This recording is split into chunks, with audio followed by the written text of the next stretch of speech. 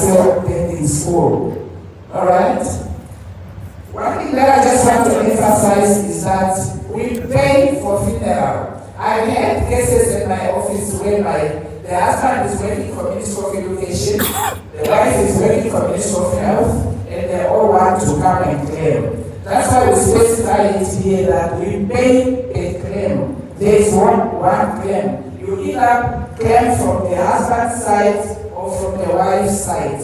Because we can't pay double, we are only attending one funeral. And we said paying it within 24 hours. I can guarantee you, we are paying it within 3 hours to 24 hours. Okay? So if the documents received at our office area, you'll be able to get the rate the same day or latest the following day. The documents are very straightforward.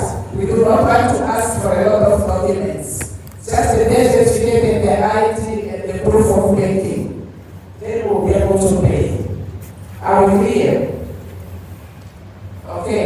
If you have any questions, you just have to raise the hands. But I know you don't have questions. The questions are coming when they talk about something else. Okay. That's on the funeral benefit now. Then we can go back to the death benefit. The death benefit is also divided into two categories.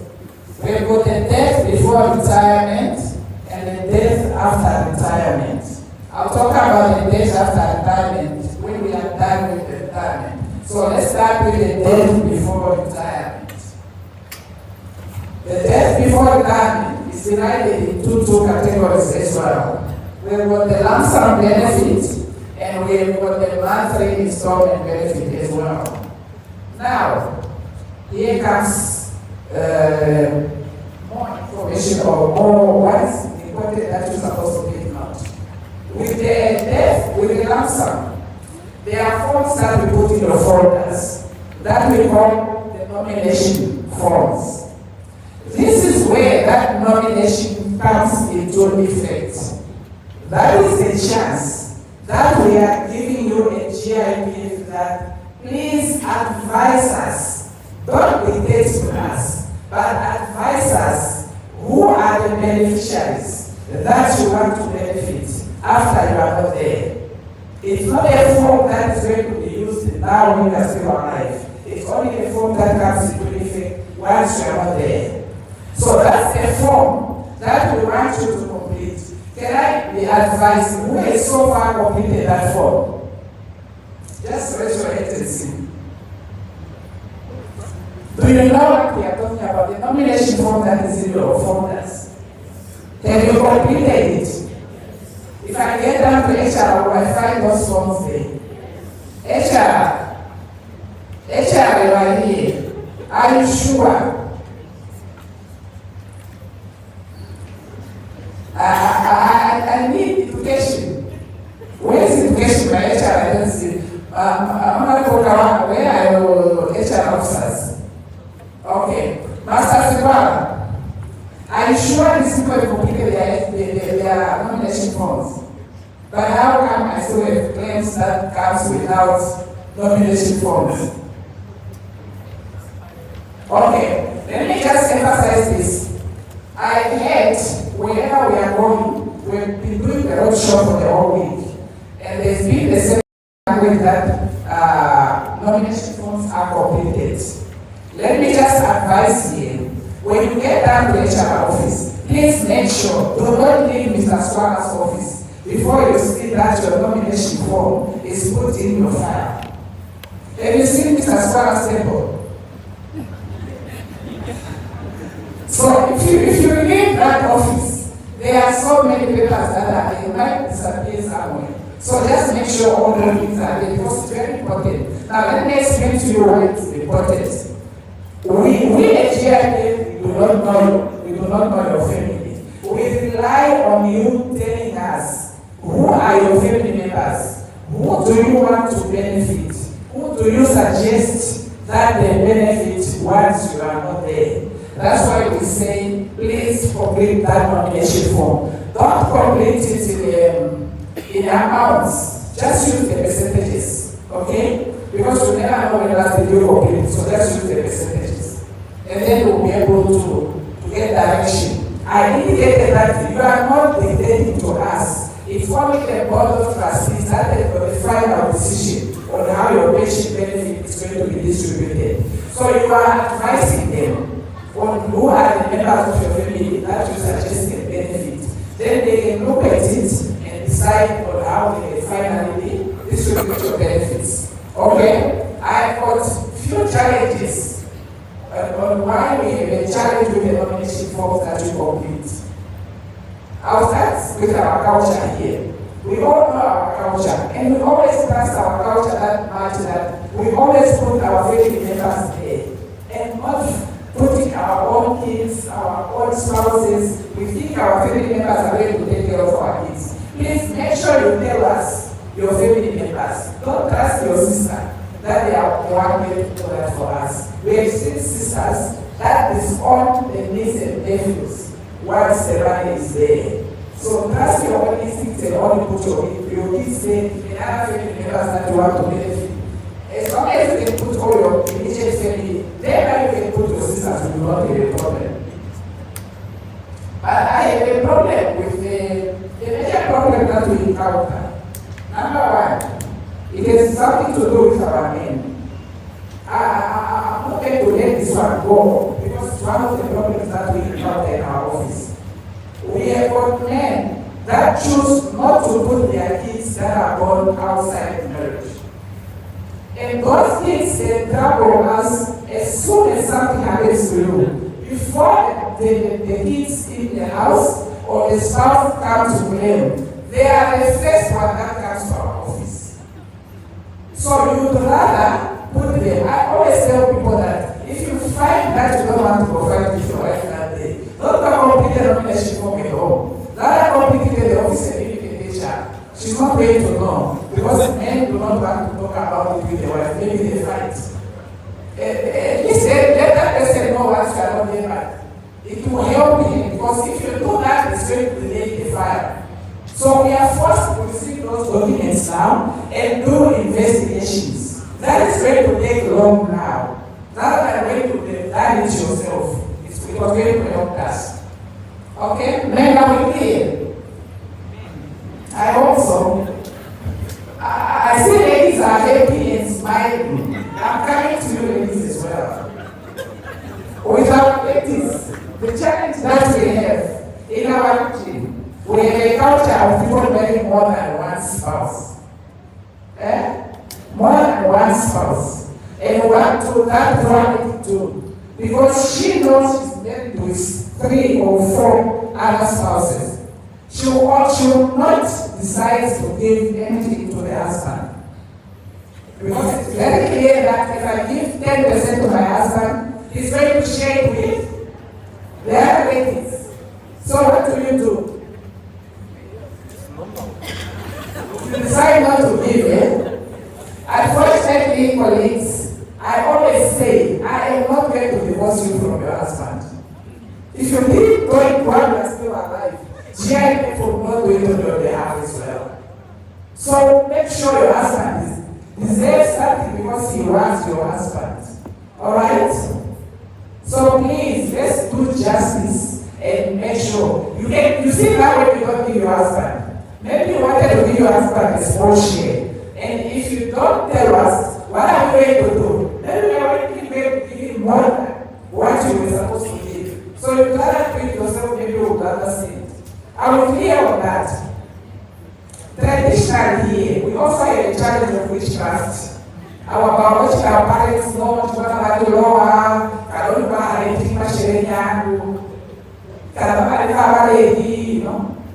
we are not paying your biological parents because they took care of you. We are paying your biological parents because they gave birth to you. They are 2 different things. So when I didn't take care of you, it's our responsibility to make sure that he gets something. So let's not forget our poor parents as well. And then after all your kids, all your spouse, all your parents, you can give to whoever that you want to. We will not mind. But don't take for granted that that's how we are going to pay. No. We need to look at the whole total benefits. We look at all different beneficiaries, and then the board will do justice. Because with them, they can only pay squarely and fairly, not emotional distributions like we always do. Okay? Is there any questions so far? Yeah?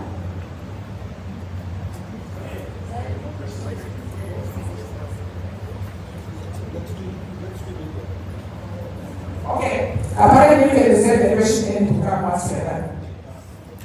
Alright. Okay. Now what happens with the lump sum? The lump sum we pay to everybody as long as you are over 18, you'll be able to pay it directly into the beneficiary's account.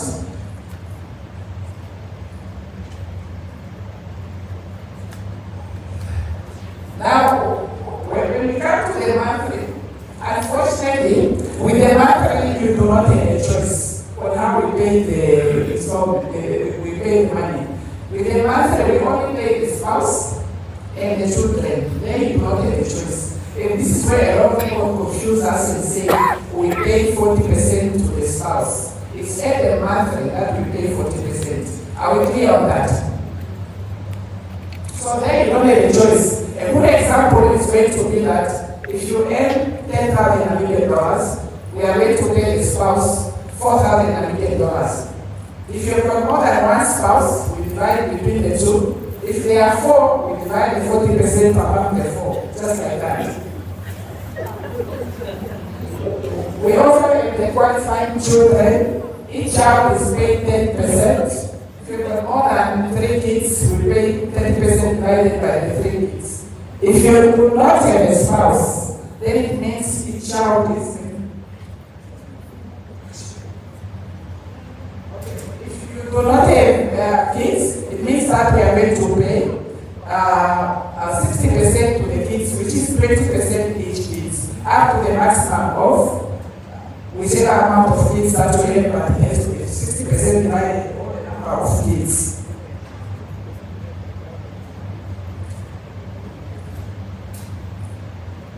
Okay, the documents are always straightforward still. It's just the death certificates, the IDs, the marriage certificates. What I just want to emphasize here is that on the marriage certificates, currently we still accepting traditional marriage certificates. And I always want to use the term, can we please for once stop getting married to ghosts? By ghosts, I mean those letters that you get only after the person is dead. That's when you get back to the traditional book and get the letters. Can we at least get those letters while the person is still alive? It gives us peace of mind. Because we do not know to what extent the GIPF is going to continue accepting those letters after death. Because we have got so many challenges with those letters. We have seen people are doing it out of interest. You just agree with the family, then you go and get the letter. 5 months down the line, you don't share the money as you agreed, then you come back to us again and say, no, she was not married, he was not married. So those things, if they are done while all of you are still alive, there's not going to be any dispute. It's just an advice that I want to share. Please. Okay. Now, we can go to resignation. The resignation benefit is divided into 3, but what is there is that when you resign, you have resigned yourself, you are fired, you have been promoted, you got a new job somewhere, whichever way, but as long as it means that you have to exit the current pension fund.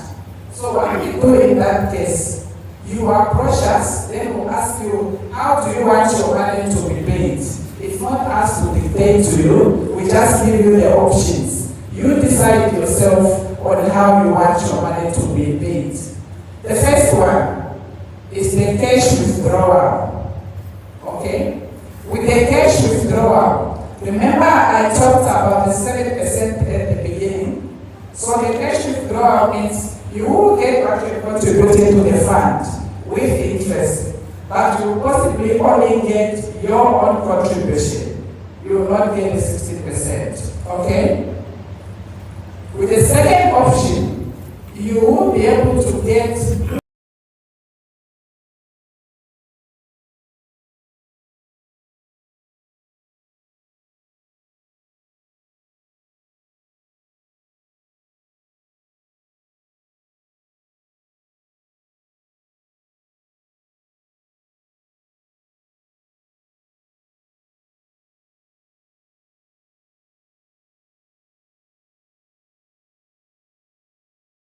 always advise people that to do that. But the bottom line is that you get yours and the employer's contribution. Okay? And then we have what we call the deferred pension. The deferred pension, this is applicable to the members that has been with GIPF for more than 10 years. You will leave your money within the GIPF, it's going to stay there until when you need it, then you can come and claim it. So among the three benefits, you can already see that most of the people either opt for number 2 or number 3 because nobody wants to lose. But sometimes we have situations where my members are really in a hurry and they really want their money. So they are forced to take the cash withdrawals. We cannot stop them as long as they can confirm to us that it's their wish that they do that. Now, what happens when you want to resign? Please consult all these institutions that provide that benefit. Whether it's Buleni, it's Alexander Forbes, it's Benchmark, get with them.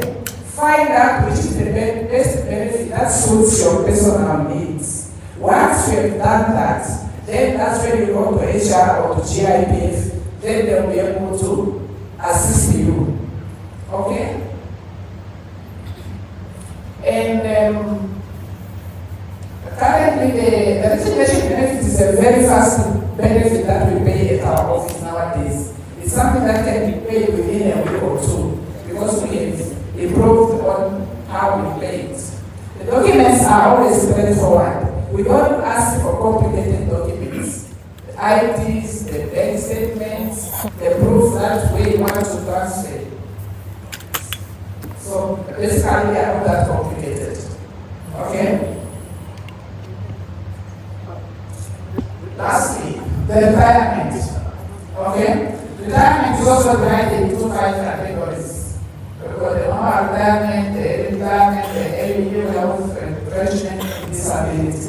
Okay? I must indicate that we are just giving you highlights because if we have to talk about everything in detail, we are going to spend the whole day for you to understand it properly. So the reason why we are giving highlights is for you to understand what exactly happens there, so that you organize your own time, invite us, come sit with us, then you can understand it more clearly. So now we just want to give you the basics so that you know what is there. Even when you invite us, you know what is there.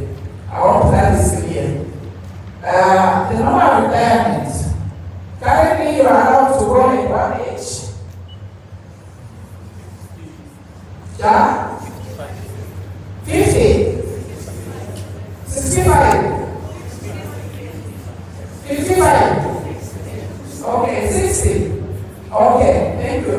Currently, the government is saying you can go normal retirement when you are 60 then. But the government here is saying the politicians can go beyond that. So if you when you are 60, you are not allowed to wait anymore. Okay? At 60, what is important that you should consider in retirement is the years that you have worked and the amount that you have been contributing. This is your salary. How big, how small was your salary? We have a formula that we use to calculate your retirement benefit. But currently what we have is that you go at 60. Now, once you get 60, we have your individual name, we look at all how you have been contributing, we'll come up with a lump sum. And then that lump sum, we divide it into 2. We have got the lump sum that we pay you directly. That is the 33% of your lump sum. We pay to you directly. The product that makes this this time that I can drive my small car comes from the 33%. Because it's a culture here that wherever there's a patient, I must be buying closer. If you don't buy closer, then you don't go to retirement. That's the understanding around here. And then the 66 is the one that we use. We say we purchase the monthly installments that we are going to pay you. Because on a monthly basis, we're supposed to pay you. And we guarantee that we are going to pay you the remaining years that you live. In most cases, we used to say we guarantee the next 5 years that we make sure you really have to get that money paid with us. But I will explain what happens after 5 years when we talk to death after retirement. Okay? Then we come to the early retirement. When are you about to go in retirement?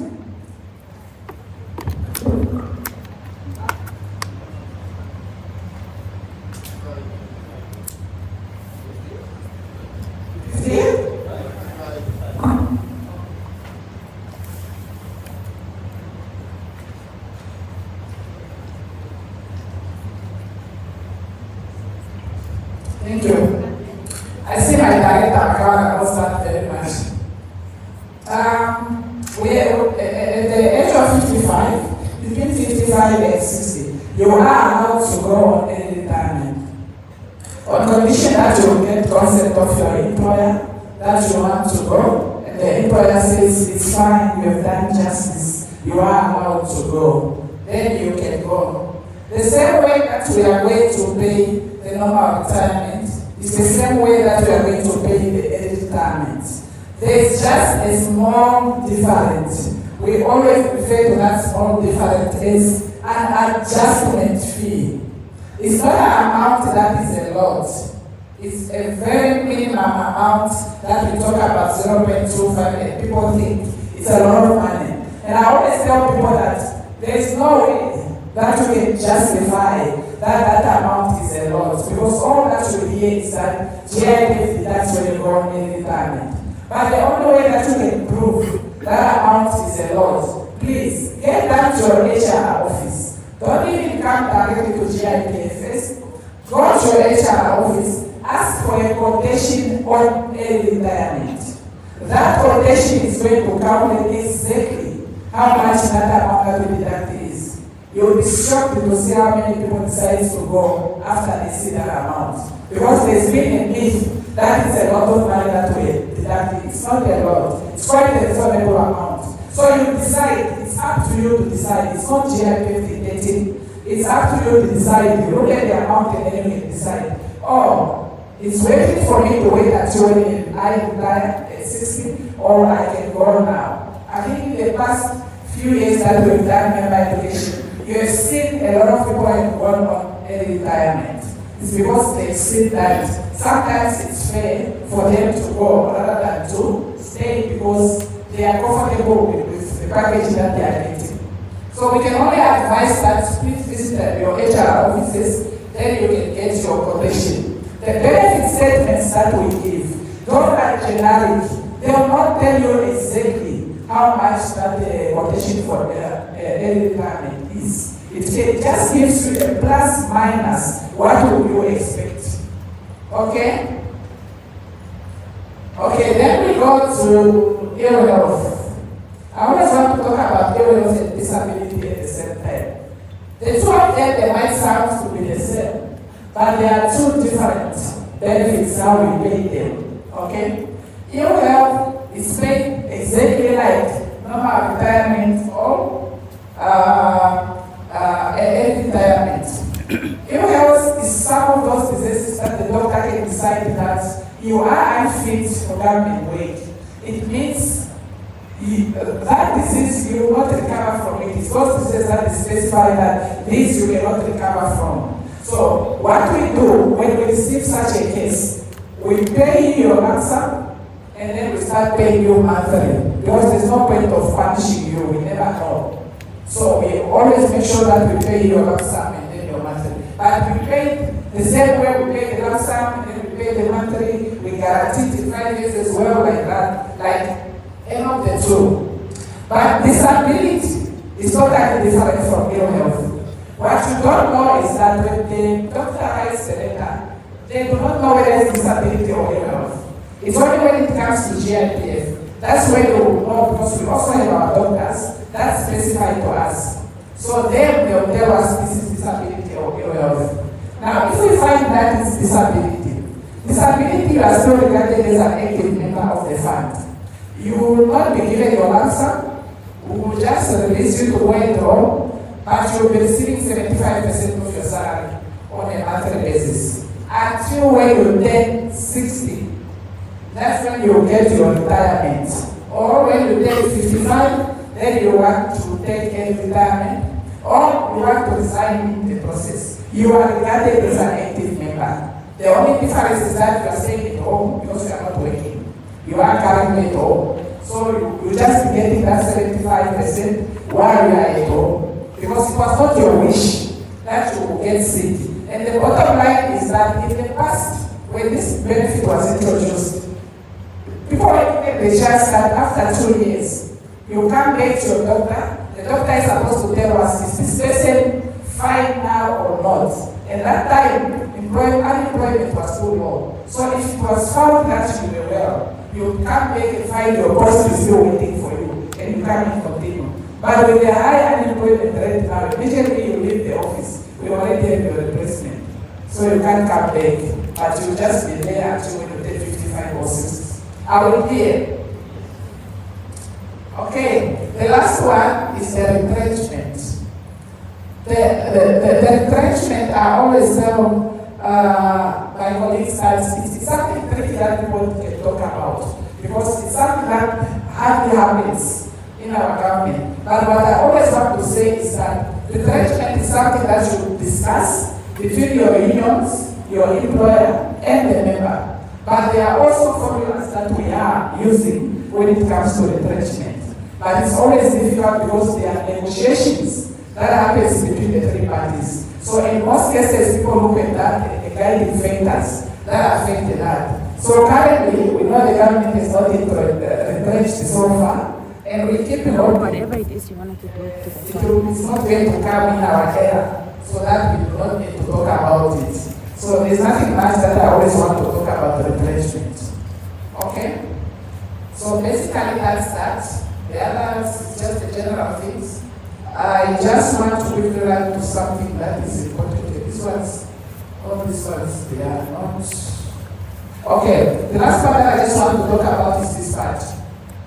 These are the challenges currently that we experience as a fund. Okay? The inaccurate member details, the conflicting date of birth. I have a challenge with these things that it affects us to pay the claims in advance. We have got kids that were taken care of by their grandmothers or grandfathers, and their full birth certificate indicates those parents. Or we've got kids that do not have fathers. The full birth certificate is written blank. We have got documents whereby on your nomination list, you indicated a different name, and your child or whoever has also a different name. So some of all those things becomes a problem with us. We said we need to do things right and fast and humane. So if we have any of those things, it will delay your file. Okay? So make sure when you are completing, especially the nomination form, ask your kids to submit to you their full birth certificate or their IDs, so that you write the correct information that is there. Otherwise, it's going to affect you. The submission of incomplete claims. This one has to do with our HR officers. Don't worry, I'm coming to school because it's my brother. Pastor will submit a claim to our office. Maybe the documents were submitted like 3 weeks ago.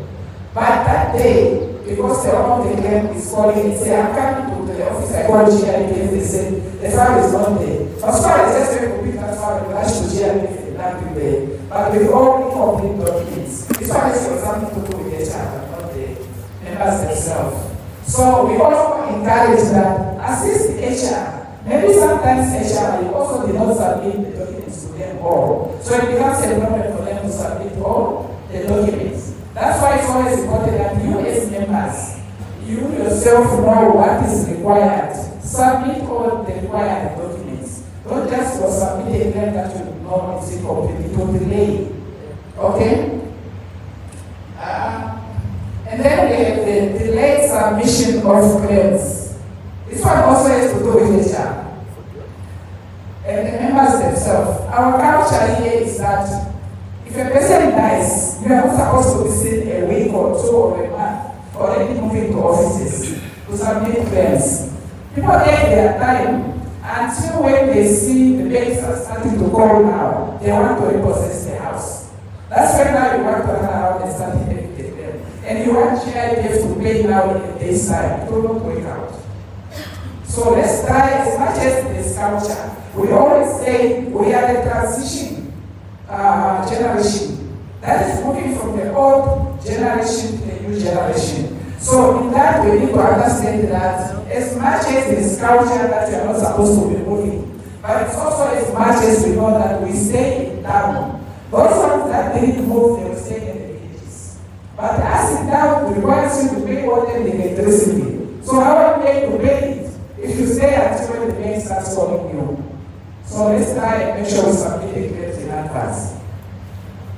I don't want to talk about the NAMFISA rule, but when the NAMFISA comes into effect, it's one of those effects that we'll be dealing with. Because NAMFISA wants us to pay the claims every 3 months just from the date of death. So if we are not used to that, it's going to be a problem. Non-adherence to procedures.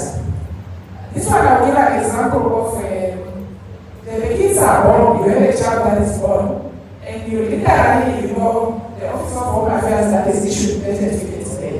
The child dies after 10 years, does not get a birth certificate. And there comes the funeral, you want to come to them. How are we going to claim for a person that didn't exist? Because Home Affairs is not going to issue a birth certificate.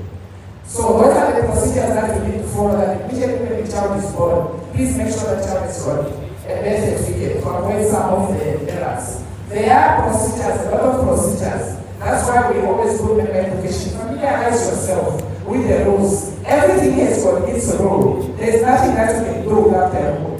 So don't expect that if you don't follow the procedures, you don't submit all the required documents, you don't submit the traditional marriage certificate, we are going to pay. We can't follow procedures as well. Okay? The non-nominated beneficiary that cannot be traced. This one, I have a challenge because we are bothered by all the different countries. We have got families that are in Botswana, we have got families in Zambia, we have got families in Angola, we have got even families in Namibia. My former CEO used to say that wherever they send men, they leave copies. We have got families from the north that are with the Minister of Defense. Those copies, there are lots of copies that are in our regime. Now comes a death claim. It's written Shongo. Where do I get the Shongo in Nomapoli? It's difficult for me to do that. So that's why we advise you the nomination form that please indicate the details of the family members here, so that I know when I see the Shongo, it has got details. And this is very to lead you to your sister. That is very to tell us where to find that poor child. We've got all the poor kids that are here. And it's the same thing my colleagues from the north also complain the same thing. Because the fathers are there and the kids are here. There is a Masiko on the nomination list in the north. How will my poor colleague in the north know who Masiko is? So those are the things that also affect us at the end of the day. And at the end of the day, it results in the payments being delayed.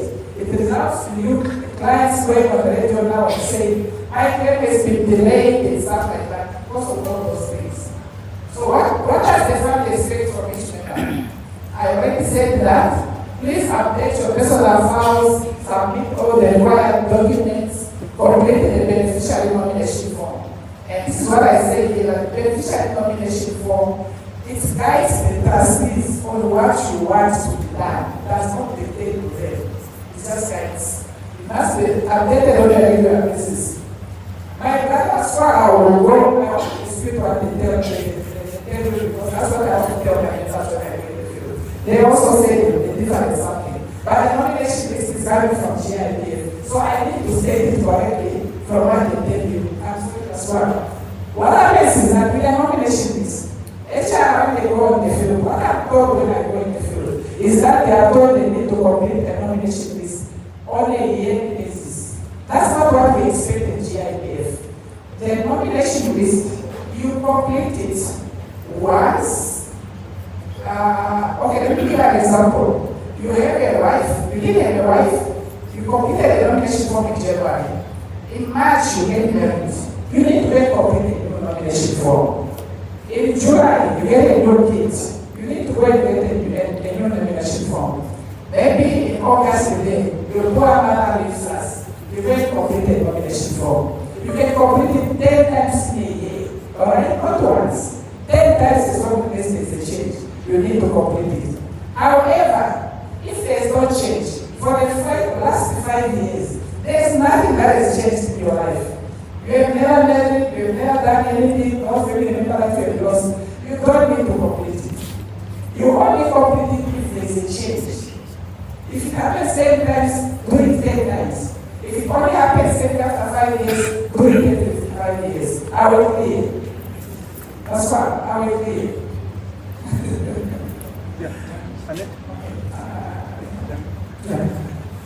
Okay, so basically that's that we can only share with you.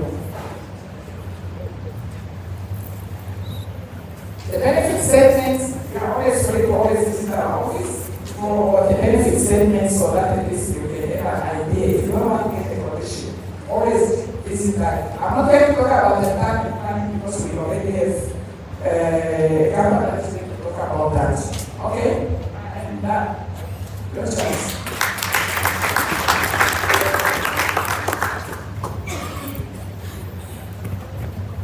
Thank you. Let's clap for Harry. It was quite a bit of information and make a better decision. It's fine. But what is it that I get for the resolution? Okay? I hope my colleagues put those questions. Then,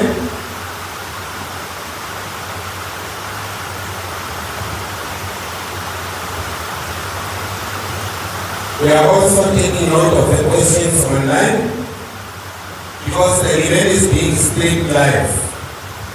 Okay, thank you very much. My institution, I think that will be protected, that will aim within the offices. That is on the benefits of the staffs and the children is surviving. In fact, not even till they are in retirement as well. There are some packages, percentages that is protected, form with a percentage of the whole package that we want to give to each of the nominated members. Now that is where I just look at what is that relationship, because we are nominating and indicating the percentage. Now,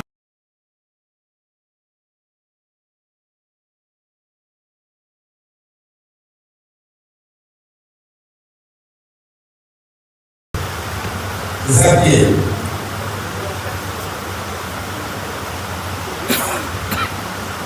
My brother here has a bad number of questions. Thank you very much. And that was a very good presentation. On the cash withdrawal, we have percent of the allocation that is divided, and then